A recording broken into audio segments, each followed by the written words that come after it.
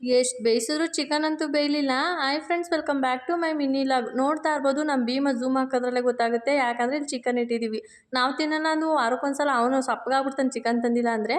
ಹಾಗೆ ನನ್ನ ತಮ್ಮನು ಬಂದಿದ್ದ ಅಂತ ಹೇಳ್ಬಿಟ್ಟು ಚಿಕನ್ ತಂದು ಮಾಡ್ತಾ ಇದ್ದೀವಿ. ನಾನ್ ವೆಜ್ ನಾವು ಒಳಗಡೆ ಮಾಡಲ್ಲ, ಹಾಗಾಗಿ ಇಲ್ಲ ಗ್ಯಾಸ್ ಇಟ್ಕೊಂಡು ಮಾಡ್ಕೋತೀವಿ. ಇವತ್ತು ಹಾಗೆ ಎಲ್ಲ ಇದ್ವಲ್ಲ ಅಂತ ಹೇಳ್ಬಿಟ್ಟು ಈಚೆ ಕಡೆನೇ ಒಲೆ ಹಾಕ್ಕೊಂಡು ಮಾಡ್ತಾ ಇದ್ದೀವಿ. ನಾನೆಲ್ಲ ರುಬ್ಕೊಟ್ಟಿದ್ದೆ, ಅವ್ರು ಒಗ್ಗರಣೆಗೆ ಹಾಕೊಂಡು ಬೇಯಿಸ್ತಾ ಇದ್ರು. ಹಾಗೆ ಬಂದು ನೋಡ್ತಾ ಇದ್ದೆ ಯಾವ ಥರ ಮಾಡ್ತಾವ್ರೆ ನೋಡ್ಕೊಂಡು ಹೇಳ್ತಾ ಇದ್ದೆ, ಆ ಥರ ಮಾಡ್ತಾಯಿದ್ರು. ಹಾಗೆ ಲೈಟ್ ಕಾಣಲ್ಲ ಕತ್ಲೆ ಅಂತ ಅಂದ್ಬಿಟ್ಟು ನಮ್ಮ ಮನೆಯವ್ರು ಫೋಕಸ್ ಲೈಟ್ ಎಲ್ಲ ಫಿಕ್ಸ್ ಮಾಡಿದ್ರು, ಕ್ಯಾಮ್ರಾಗೆ ಚೆನ್ನಾಗಿ ಕಾಣಲ್ಲ ಅಂದ್ಬಿಟ್ಟು. ಇವಾಗ ಸಾಂಬಾರನ್ನು ಕೂಡ ಎಲ್ಲ ಬೇಯಕ್ಕೆ ಹಾಕಿದ್ರು. ಒಂದ್ಸಲ ಕುಕ್ಕರೆಲ್ಲ ನೋಡಿಬಿಟ್ಟು ಬಂದು ಮುದ್ದೆಗೆ ಇಟ್ಟಿದ್ನಲ್ಲ, ಮುದ್ದೆನೂ ತಿರುಗಿಕೊಂಡು ಅನ್ನ ಎಲ್ಲ ಮಾಡಿ ಎಲ್ಲ ಮಾಡಿದ್ರು. ಚಿಕನ್ ಅಂತೂ ಬೇಯಲಿಲ್ಲ. ಇದಂತೂ ಕಂಪಲ್ಸರಿ ನಾನ್ ವೆಜ್ ಮಾಡಬೇಕಾದಾಗ ಚೂರಿ ಅಂತೂ ಹಜ್ಜೋದು. ಚಿಕನ್ ಬೇಯ್ತಾ ಇಲ್ಲ, ನಾವು ಬಿಡ್ತಾ ಇಲ್ಲ, ಒಂದೊಂದು ಪೀಸೆ ಹಾಕೊಂಡು ನೋಡೋದು, ಸಾರು ಕುಡಿಯೋದು, ಹಿಂಗೆ ಆಗೋಯ್ತು ಕತೆ ಎಲ್ಲ. ನಮ್ಮ ಭೀಮ ಅಂತೂ ನೋಡಿ ಸಾಕಾಗಿ ಅವ್ನು ಬೇಬಿಂತಿನೇ ಹಾಕಿದ್ವಿ.